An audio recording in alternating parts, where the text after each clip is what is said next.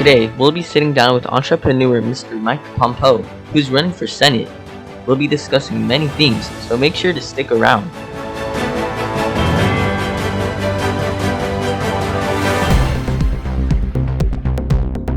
Our first question is, who are you? Well, I guess I would say that I'm an entrepreneur, obviously the president of Gladeld Bank and the operating officer of the bus service, and I've been in business for a little bit in the US, and I'm definitely not a politician, that's for sure, right? I think some of these politicians are absolutely batshit crazy, and it's our duty as American people to kick them out of our office, right? These people are representing us. They get 5 votes. These people are crazy. They're coming up with these policies. They don't work. They're just not, half of them aren't even making policies, right? So I guess I would just say I'm an American entrepreneur. Our next question is, why have you decided to run for Senate? Well, primarily because a lot of these people run on false promises.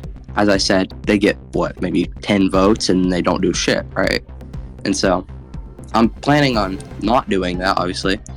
But once we win first place, by the way, in the election, I will convert my campaign team into a effective staff team, and that way we can actually write bills and get stuff passed. And I'm planning on doing a lot instead of just having people work on stuff for maybe a day out of the week and then stopping, and it's just a whole mess. So kind of drain the swamp, definitely.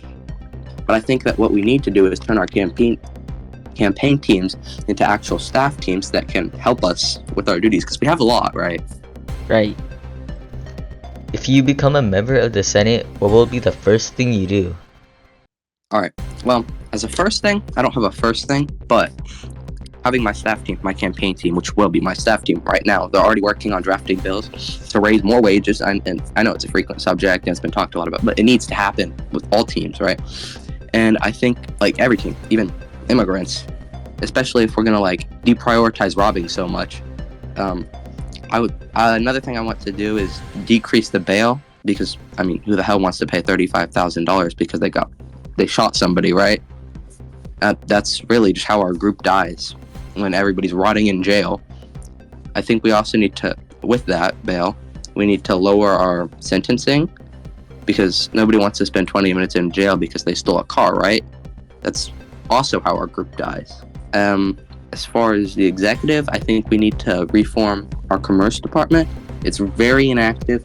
It takes if you want to form a business, right, you're looking at stupid shit. You should not have to wait that long. So really, I just think it all comes down to activity, really. Everybody needs to try, and if they don't try, they need to leave. They need to get out of office. They can still support us, but we shouldn't have the most inactive people leading us. That's how we die. That's how we fall apart as a group. Who would you like to thank so far with your journey into winning a seat? Definitely. So, my entire time here, right, I have tons of people to thank. So I guess if we want a short list, I would say former Senator J.T. Dale Jr. You remember him? Yeah, I remember him. Yeah. Frozen Ghost, he's another good one. I would also like to thank the current president for his endorsement. I definitely agree with it. I disagree with him on some stuff, like political parties, right? He's trying to get rid of political parties. I definitely disagree with him on that. But he's still been huge in helping us, and he did a great job at his campaign, and great endorsement.